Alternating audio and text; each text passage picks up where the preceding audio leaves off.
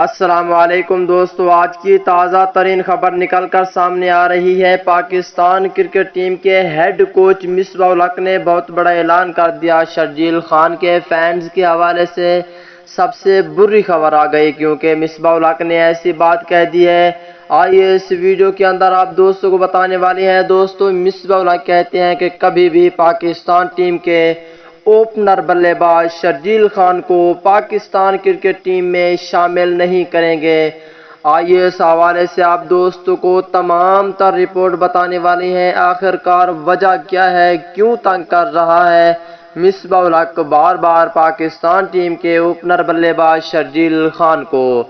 دوستو، پاکستان ٹیم کے سچے اور پکے فینز ہیں تو اس ویڈیو کو لائک کریں، چینل کو سبسکرائب کریں، بیل آئیکن دبا کر آل پر لازمی کلک کر دینا ہے۔ تو دوستو، بڑھتے ہیں ویڈیو کی جانب اور آپ دوستوں کو بتاتے ہیں اس حوالے سے مکمل تفصیل۔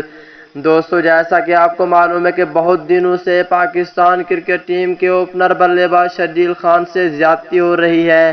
شرجیل خان کو پاکستان کرکٹ ٹیم کے اسکواڈ میں تو شامل کر لیا جاتا ہے، لیکن اسے پلینگ 11 میں شامل نہیں کرتے۔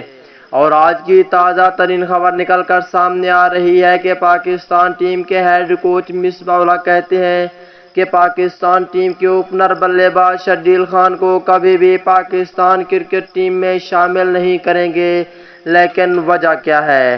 اس حوالے سے آپ دوست بھی لازمی بتائیں کہ شرجیل خان کو پاکستان ٹیم کی جانب سے کھیلنا چاہیے یا نہیں، اور مصباح کو باہر ہونا چاہیے یا نہیں۔